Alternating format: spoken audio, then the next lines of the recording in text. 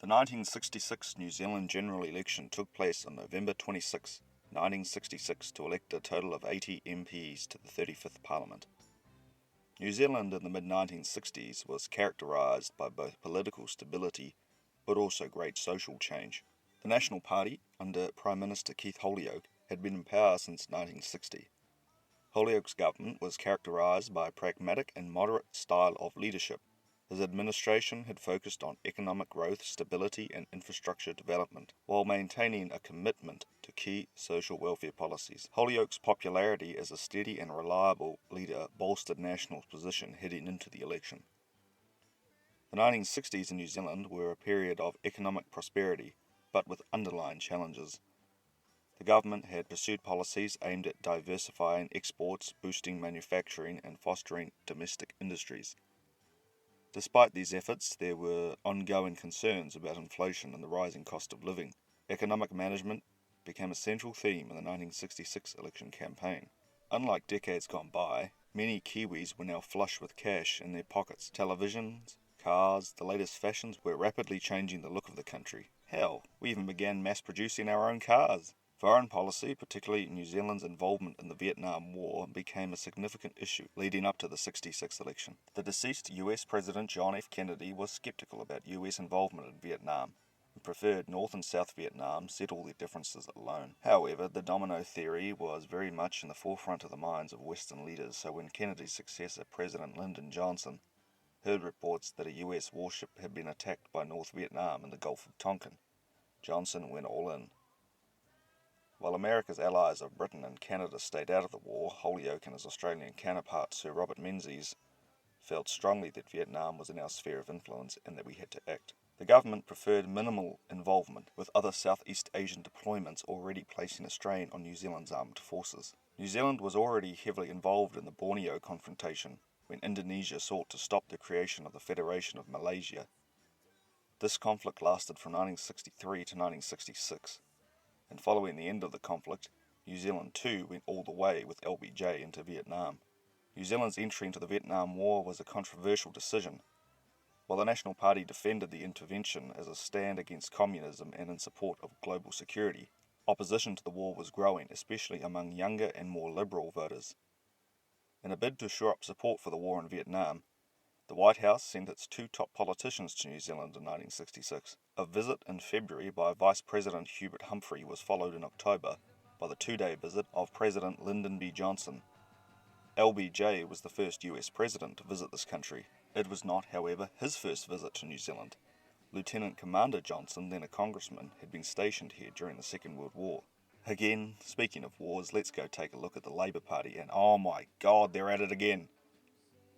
The Labour Party had faced severe setbacks in the previous elections and was still recovering from the unpopularity of the black budget in the late 1950s. Yeah, we really hated that one. Despite this, Labour's leader Arnold Normeyer was determined to stay on and was confident he would win the election. More delusional than confident, let's be for real.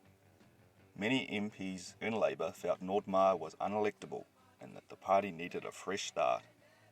Enter Norman Kirk. Norman Kirk, MP for Littleton, was the recently elected Labour Party president and felt it was his duty to save the party from defeat. Some of his colleagues, such as Henry May, thought it was best for Kirk to wait until after the election, believing Labour would lose regardless of who was leader.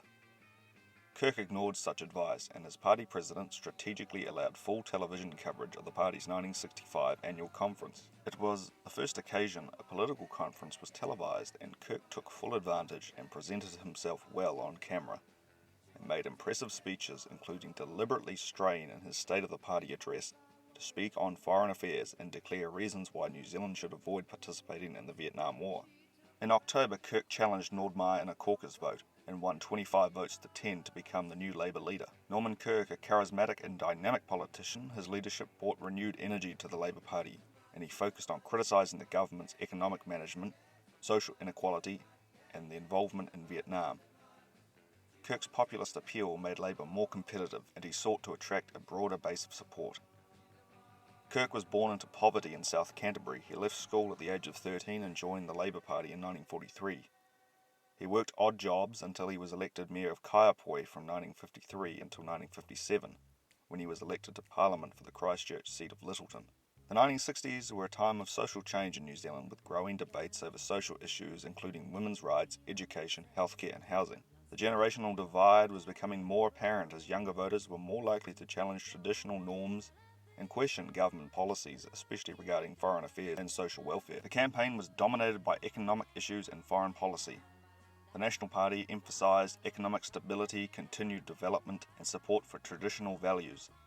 Holyoake's message was that New Zealand was on the right track, and he highlighted the government's achievements in infrastructure and economic diversification.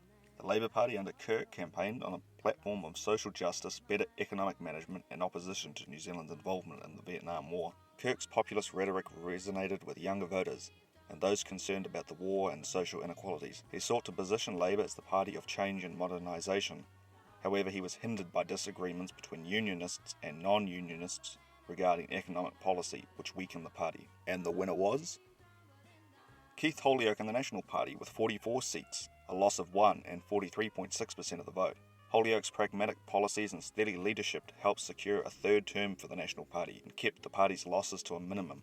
Norm Kirk and the Labour Party were steady on 35 seats, no change since the last election, and 41.4% of the vote. Kirk was still a novice leader and had misread the mood of the country.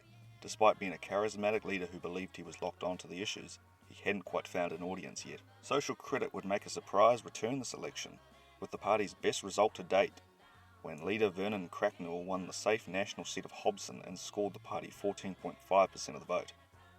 This would be the first time since 1943 that a minor party won a seat in Parliament. Former Labour leader Walter Nash was a particularly strong critic of the war. Nash believed that Labour's failure to win the election was because of its principled anti-Vietnam War policy, despite voters preferring Labour's economic policy to National's. If you're thinking, what the hell is Walter Nash still doing in Parliament? Don't worry, he won't be an MP much longer, as he's going to pass away in 1967. The end.